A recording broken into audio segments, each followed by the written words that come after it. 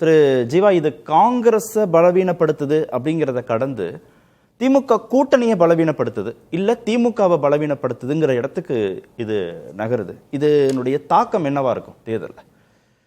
தாக்கம் பெரிய பாதிப்பு காங்கிரஸுக்கு தான் இருக்கும். அதாவது அவர்கள் நிற்கிற தொகுதியில் எல்லாமே பெரும்பாலும் நீங்கள் பார்த்தீங்கன்னா அதிமுகவுக்கு சார்பான தொகுதி. இந்த தொகுதியெலாம் யாருடைய விருப்பம் அப்படின்னு தெரியல. அதிக தொகுதிகள் கேட்டு அவங்க வாங்கியிருக்க தொகுதிகள் எல்லாமே. இப்போ அம்பாசமுத்திரத்தில் ஆவுடையப்பனே இசக்கி சுப்பியாட்டை வந்து தண்ணி குடிக்கணும், வெற்றி பெறுறதுக்கு இசக்கி சுப்பியாலாம் தொடர்ந்து வெற்றி பெறுவார். அவ்வளவு ஆவுடையப்பன் மாதிரி பெரிய ஆட்களே இப்போ காங்கிரஸை கொண்டு வந்து அங்கே நிப்பாட்டி இருக்கிறாங்க. அவரையே கடந்த தேர்தலில் தொகுதியெல்லாம் மாற சொன்னாங்க. ஆமாம், இல்லை சொல்கிறேன், அடுத்த ஆவுடையப்பா ஜெயிச்சிருக்காரு, பெரிய ஆள் தான். நான் ஒரு உதாரணத்துக்கு சொல்கிறேன், அதுக்காக ஆவுடையப்பன் ஜெயிக்க முடியாதுங்கிற அர்த்தத்தில் சொல்லலை. அவரே நின்னாலுமே அதுவும் வெற்றிலாம் பார்த்தீங்கன்னா அங்கெல்லாம் இசக்கி சுப்பியாலாம் 25,000 ஓட்டு வித்தியாசம், 27,000 30,000 அசால்ட்டாக வெற்றி பெறக்கூடிய தொகுதி. ஒரு உதாரணத்துக்கு சொன்னேன். சங்கரங்கோயிலெலாம் காங்கிரஸுக்கு இப்போ கேண்டிடேட்டே கிடையாது. எதற்காக இப்போ உங்க சங்கரங்கோயில் வாங்கினாங்க? உசிலம்பட்டி எடுத்துக்கோங்க. உசிலம்பட்டி வாங்கினாங்கன்னு சொல்லணுமா இல்ல கொடுத்தாங்கன்னு சொல்லணுமா? திமுக ஆங்கிள் இருந்து இதை பார்க்கலங்க. காங்கிரஸ் ஆங்கிள் கூட கேட்டா இந்த மாதிரி தொகுதிகள் வரக்கூடிய வாய்ப்பு இருக்குங்க. இவங்க அதிக கேட்ட 28 இவங்க அதிக சீட்டு கேட்கறது, அதிகாரத்தில் பங்குன்னு கேட்கும் போதே இப்போ நம்மலாம் இதே வாரத்தில் நான் தொடர்ச்சியாக சொல்லியிருக்கேன். இவங்க அதிக சீட்டு கேட்டாலே கூட்டணிக்கும் நட்டமாயிரும், இவங்களும் ஜெயிக்க மாட்டாங்கன்னு. இப்போ வேட்பாளர்ல போடுறதுக்கே இவங்க இவ்வளோ தயங்குறாங்க பாருங்க. தயங்குறாங்கன்னா என்ன தடுமாற்றமா இருக்குல்ல அவங்களுக்கு? இப்போ உங்களுக்கு என்ன இப்போ இவ்வளோ பெரிய தேசிய கட்சி, நாங்கள் ஆட்சியில் இருந்தோம், எங்களுக்கு அதிகாரத்தில் வேணும்னு கேட்குற கட்சி 28 தொகுதிக்கு எங்க இவ்வளவு தடுமாறுறாங்க? ஏன் இவ்வளோ பதறாங்க அவங்க 28 தொகுதிக்கு? இல்லை ஆள் கிடைக்காம தடுமாறுறாங்களா? நிறைய ஆட்கள் இருக்கிறதுல யாருன்னு தேர்வு செய்யறதுல தடுமாறு, அதுவும் தடுமாற்றம் தானே. அதாவது அல்டிமேட்டாக நீங்கள் கூட்டணிக்கு வெற்றி பெற்று தரணும். உங்ககிட்ட ஆள் இருக்கா அப்படிங்கிற கேள்விக்கு 2 பேர் தான் இருக்காங்கிறது ஒரு பிரச்சனை தான். 200 பேர் இருக்கான், அந்த 200 பேரில் எவனை தேர்ந்தெடுக்குன்னு தெரியலங்கிறதும் பிரச்சனை தான். அது மட்டும் இல்லைங்க, இங்கே வந்து காங்கிரஸ் கட்சி வந்து அடிப்படையில் இன்னும் ஒரு நிலவுடைமை சமூக மனநிலையில் தான் கட்டமைப்பு இருக்குது. அங்கே வந்து அடுத்தவங்களுக்காக வேலை செய்கிற ஆட்கள் இல்லை, அடுத்தவங்களுக்காக வேலை செய்கிற கட்சி தான் ஜெயிக்கும். தலைவர் சொல்லிட்டாரு, கட்சி சொல்லிட்டாங்கன்னா போஸ்ட் விட்டு ரெடி ஆகணும், டீ குடிச்சிட்டு வேலை பார்க்க ரெடி ஆகிற கட்சிகள் தான் ஜெயிக்கும், நிற்கும். தன்னையை முன்னிலைப்படுத்தி எனக்கு என்ன கட்சி செஞ்சிச்சு, எனக்கு என்ன செஞ்சுன்னு கேட்குற அந்த மைண்ட் செட் இருக்குல்ல, அந்த மைண்ட் செட் கட்சிகள் வளராது. இப்போ காங்கிரஸ் அது ஒரு பெரிய பிரச்சனை. இப்போ பாருங்களேன், மதுரை வடக்குன்னு ஒரு பிரச்சனையை மாணிக் தாக்கூர் கிளப்பி விட்டாரு. மதுரை வடக்கு கிடைக்கலன்னா எதையாவது ஈகோவில் பக்கத்தில் போய் உசிலம்பட்டியை போய் கேட்டிருக்காங்க. உசிலம்பட்டியில் ஃபார்வர்டு பிளாக் மட்டும்தான் ஜெயிக்கும். திமுகவோட கூட்டணி வச்சாலே ஃபார்வர்டு பிளாக் கொடுத்துருவாரு, கதிரவனுக்கோ வல்லரசுக்கோ கலைஞர் கொடுத்துருவாரு. எம்ஜிஆர் ஃபார்வர்டு மூக்கிய தேவர் நிற்கிறாருன்னா நான் நிற்கலைன்னு சொல்லுவார். அந்த அளவுக்கு ஏடிஎம்கேவும் ஃபார்வர்டு பிளாக்கும் மிக்ஸ் ஆகி இருக்கிற தொகுதி உசிலம்பட்டி. அதெல்லாம் கலைஞர் டேக்கல் பண்ணுவார், ஃபார்வர்டு பிளாக்கு கொடுத்து அந்த மாதிரி தொகுதிகளை வாங்குவாங்க. அதுக்கு காங்கிரஸ் கொடுத்துருக்குறாங்க. எதுக்கு இப்போ இவங்க காங்கிரஸ் வாங்கினாங்க? அது மட்டும் இல்லை, இவங்க மேலூர்லாம் காங்கிரஸ் செல்வாக்கான தொகுதி தான், அங்கேயே கேண்டிடேட் பிரச்சனையாக இருக்குது. மேலூர் வந்து இப்போ நான் வந்து உசிலம்பட்டி மாதிரி சொல்ல மாட்டேன், அது ஒரு காங்கிரஸுக்கு செல்வாக்கான பகுதியான இடம் தான். அங்கே இப்போ ஆள் இல்லை. அப்புறம் காங்கிரஸ் கட்சியினுடைய ஓட்டிங் பேட்டர்ன் இப்போ எப்படின்னா, எங்கெல்லாம் காங்கிரஸ் கட்சி செல்வாக்காக இருந்துச்சோ அங்கே தான் அதிமுகவும் செல்வாக்காச்சு. திமுகவுக்கு எதிர்ப்பு வாக்குகள் காங்கிரஸ், எம்ஜிஆரும் கலைஞருக்கு எதிர்ப்பு ஓட்டுகள். இயல்பாகவே பாருங்களேன், மேற்கு மண்டலமும் தென் மண்டலம் தான் அதிமுக செல்வாக்காக இருக்கும், அங்கே தான் காங்கிரஸும் செல்வாக்காக இருக்கும். இப்போ அந்த பிரச்சனையும் இருக்குது. இவங்க புத்திசாலித்தனமாக திமுக பெல்ட்டையும் சேர்த்து வாங்கினா தான் காங்கிரஸுக்கு லாபம். இல்லைன்னு பாருங்களேன், இயல்பாக ஏடிஎம்கே எங்கே செல்வாக்காக இருக்கோ அங்கே தான் காங்கிரஸ் செல்வாக்காக இருக்கும். அது இப்போ சமீப காலமாக காங்கிரஸ் வெர்சஸ் அதிமுகன்னு பல களங்கள் இருக்குன்றீங்க. இல்ல, காங்கிரஸ் வந்து அதிமுகவோட நேரடி போட்டிங்கிற இடத்துல நிக்குதா பல இடங்கள்? ஆமா, அதிமுக செல்வாக்கான, அதான் சொன்னேன், இசக்கி சுப்பியா ஒரு உதாரணம் சொன்னேன். சங்கரங்கோயில் மாதிரி பகுதிகளில் இவங்க எதுக்கு எத்தனை முறை காங்கிரஸ் அங்கே நின்றுருக்கு, எதுக்கு அந்த தொகுதியெல்லாம் அவங்க கேட்டிருக்கிறாங்க? இதெல்லாம் வீம்புக்குன்னு கேட்ட மாதிரி தானே தெரியுது. மேலூரில் அவங்களுக்கு ஆள் இல்லை, அம்பாசமுத்திரம் இசக்கி சுப்பியா பிரச்சனை. இவங்க வந்து கன்னியாகுமரியில் இவங்க கேட்டது ஓகே, கன்னியாகுமரி அவங்களுக்கான இடம். கன்னியாகுமரி மாதிரியான பகுதியில் கேட்டதை, சிவகங்கை மாதிரியான பகுதியில் கேட்டது வரையும் ஓகே தான். மற்றபடி இந்த மாதிரி தொகுதிகள்லாம் கேட்டு, ஏன் ஈவன் இப்போ பொன்னேரியிலேருந்தே எடுத்துக்கோங்க, காங்கிரஸ் ஜெயிச்சதா வரலாறு இல்லை, எல்லாமே ஏடிஎம்கே பெல்ட்டு. அப்போ இந்த மாதிரியான நேரத்தில் இவங்க திமுகவினுடைய உதவியுடன் அனுசரணையுடன், இப்போ ஏடிஎம்கே பெல்ட்டுன்னு பார்த்து ஒதுங்கி நிற்காமலாம் இருக்க முடியாது. அரசியல்னா அதிமுக மட்டுமா ஜெயிக்கும், திமுக காங்கிரஸ் மாதிரி ஜெயிக்கும். ஆனால் இவங்க அதை எப்படி அணுகணும்? இந்த மாதிரி நேரத்தில் நம்ம நிற்கிறது நமக்கான இடம் கிடையாது. திமுக விடுதலை சிறுத்தைகள் எல்லாருடைய இதையும் தான் நிற்க போகிறாங்க. பிரச்சனை வந்து அதிக தொகுதிகள் வாங்கிட்டதானா? கண்டிப்பாக அதுதான் இந்த பிரச்சனை. எதுக்கு உங்களுக்கு 28 தொகுதி?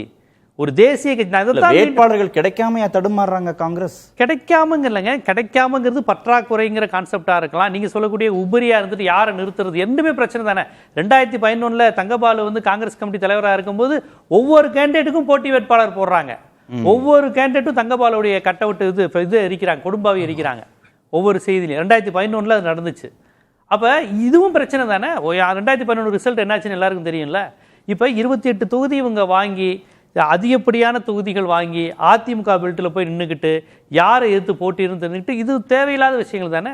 உசிலம்பட்டியில் வாங்கிக்கிட்டு, சங்கரங்கோயிலில் வாங்கிக்கிட்டு, அம்பாசமுத்திரத்தில் வாங்கிக்கிட்டு இந்த தொகுதியில் ஒரு வகையில் திமுக காரங்க சரி ஓகே அவங்களே ரிஸ்க் எடுக்கிறாங்கன்னு நினைக்க ஆரம்பிச்சா என்ன ஆகுது? அவங்க இந்த மாதிரி எதுக்கு எசகி சுப்பையா மாதிரி ஒரு ஆளை எதுக்கு நம்ம இந்த அளவுக்கு ரிஸ்க் எடுத்து காங்கிரஸ்க்காக எதுக்கும் நினைக்க ஆரம்பிச்சா என்ன இருக்குது? ஆனால் திமுக காரங்க அப்படி பண்ண மாட்டாங்க. அவங்க எல்லாம் ஏன்னா அந்த சீட்டு காங்கிரஸ் தோக்குதுன்னு பார்க்க மாட்டாங்க. ஒரு ஏடிஎம்கே பிஜேபி ஜெயிக்குதுன்னு தான் அவங்க பார்ப்பாங்க அல்டிமேட்டா. இருந்தாலும் இந்த மாதிரியான கூட்டணியா தானே பார்ப்பாங்க திமுக. அப்படிதான் பார்ப்பாங்க, அப்படிதான் பார்க்கணும். ஒரு கூட்டணி ஆரம்பிக்கிறது அதுதான். ஆனா கிரவுண்ட்ல இந்த மாதிரி வேலைகள்லாம் இப்ப மதுரை வடக்கு வேணும்னு சொல்லி ஒரு பிரச்சனை மாணிக் தாகூர் பண்ணதுங்கிறது தேவையில்லாத வேலை இல்லை.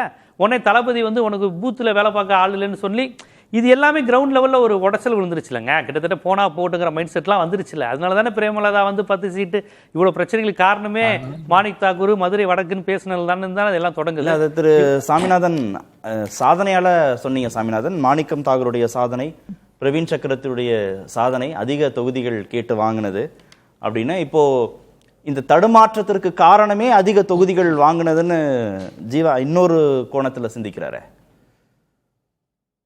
இல்ல சார், அதிக தொகுதிகள் வாங்கினது என்பது 25 28 3 சீட்டு தான் கூடுதல். அது அதிக தொகுதிகள்னு பார்க்கும்போது நிறைய அதிகம் மாதிரி தோன்றி விடலாம். 2011 63 சீட்டு போட்டியிட்ட கட்சி தானே காங்கிரஸ். வேட்பாளர் போட முடியல. அப்ப இவ்வளவு குழப்பங்கள் இல்லையா? 63 ஆமா 2016 41 அந்த நம்பர் இருக்குல்ல, அந்த நம்பர் 60 40ன்னு நம்பரே அவர் வந்து வேணாங்கிற. அதிகமான தொகுதிகள்ல என்னைக்கெல்லாம் காங்கிரஸ் போட்டிட்டுச்சோ அன்னைக்கெல்லாம் காங்கிரஸ் லாபம் இல்ல, கூட்டணிக்கும் லாபம் இல்ல. குறைஞ்ச தொகுதிகள்ல வலுவான வேட்பாளர்கள் வலுவான தொகுதிகளை மட்டும் கேட்டு பெற்று நின்றா காங்கிரஸுக்கு லாபம், கூட்டணிக்கு லாபம்னு அவர் ஒரு கணக்கு சொல்றாரு. 60 வாங்கியிருக்காங்க தான், 40 வாங்கியிருக்காங்க, 112 வாங்கினாங்க, 112 வாங்கியிருக்காங்க. ஆமா சார், நிச்சயமா சார். அதாவது தொகுதிகள் காங்கிரஸ் கட்சிக்கு எப்பொழுதெல்லாம் கூடுதலாக ஒதுக்கப்படுகிறதோ அப்பெல்லாம் திமுக அணிக்கு பின்னடைவு தான். நீங்க அது வந்து நம்ம அதுக்காக 40 35 என்று வாங்கல, 25 28. இங்க பிரச்சனையே தொகுதிகளை தேர்ந்தெடுத்தது, தொகுதிகளுக்கான வேட்பாளர்களை எப்படி போட போறாங்க. அதற்கு பின்பாக சில விற்பனை கணக்குகள் இருக்கிறதா, மாநில ஒரு 2 குழுக்களாக காங்கிரஸ் கட்சிக்குள்ள ஏற்பட்டிருக்கக்கூடிய பிரச்சனை. அந்த பிரச்சனை ஒருவேளை வராமல் இருந்திருந்தா மாணிக்க தாகூர் எடுத்த முயற்சி லாபம் தானே. கிட்டத்தட்ட பிரவீன் சக்கரவர்த்தி அவர்கள் கொடுத்த கிரெடிட் லாபம் தானே. இன்னைக்கு தேமுதிக போன்ற கட்சிகள் உள்ள வந்திருக்கிறதுனால ஒருவேளை இன்னைக்கு காங்கிரஸ் கட்சி குறைவான எண்ணிக்கையில் எடுத்து தேமுதிகவால் சில சிக்கல்கள் ஏற்பட்டா கூட ஒருவேளை எதிர்காலத்துல ஆட்சியில் பங்கு, அதிகாரத்தில் பங்கு எல்லாம் கணக்கு செய்து அவர்கள் பண்ணின விளையாட்டு நல்ல விளையாட்டு தான். பட் ஒரு கட்டத்தில் அந்த விளையாட்டை சரியான நேரத்தில் நிறுத்தாம ஆபத்தான விளையாட்டாக அவர்கள் மாற்றி விட்டார்கள் காங்கிரஸ் கட்சி.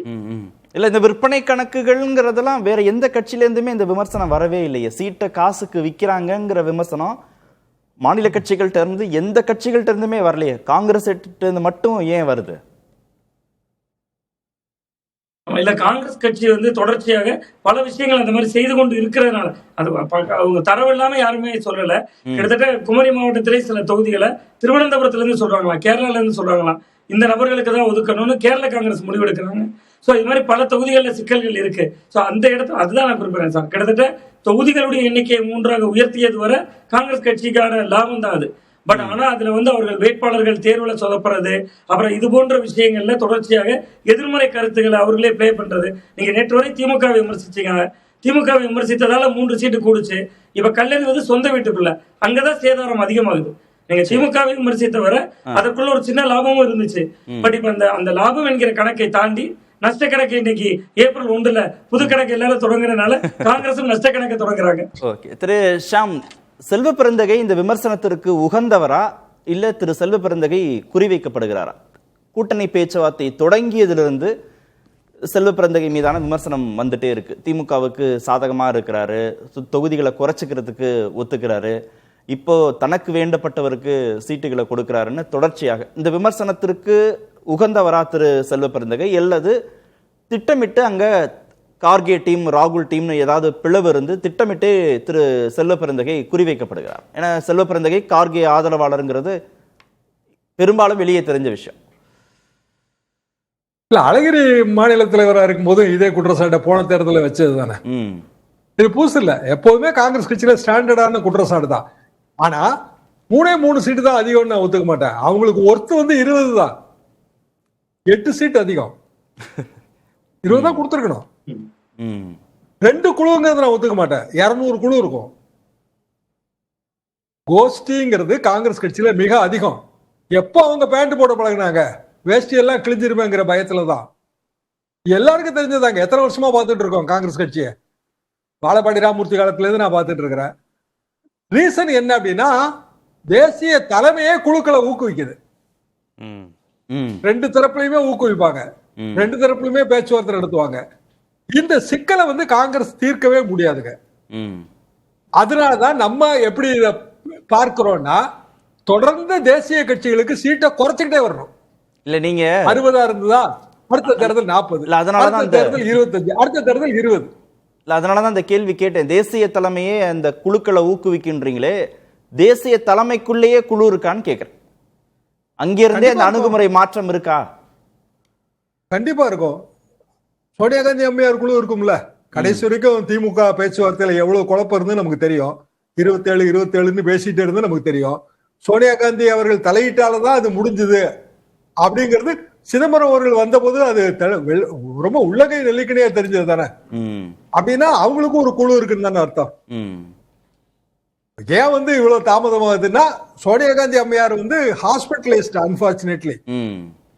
இப்ப அவங்க வந்து வந்துட்டாங்கல்ல, ஹாஸ்பிட்டல்ல இருந்து வந்தாச்சு. வேணா பாருங்க, நாளைக்கு வந்துரும். சரி, பேசும்.